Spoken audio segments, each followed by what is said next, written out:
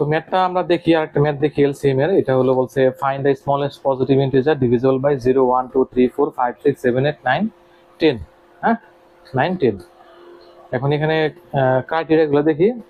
বলছে কি smallest positive integer, তারপরে বলছে কি ডিভিজিবল। হ্যাঁ, ছোট এবং ডিভিজিবল। তো এই টাইপের যদি কথাবার্তা থাকে শুরুতে আমরা এলসিএমটা বের করে ফেলবো এই নাম্বারগুলো।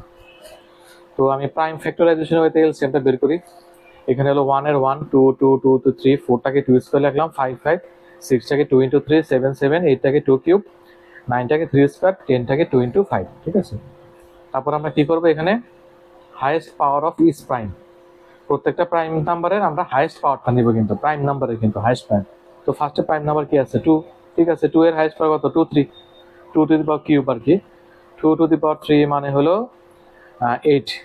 তো 2 টু দি পাওয়ার 3 কই থেকে আসছে 8 থেকে আসছে ফর্মে। তারপরে প্রাইম নাম্বার কে 3, 3 স্কয়ার এর কই থেকে আসছে 9। তারপরে প্রাইম নাম্বার কে 5, 5 তো কই থেকে আসছে 5 আসছে 5 থেকে আসছে। তারপরে প্রাইম নাম্বার কে 7, 7 কই থেকে 7।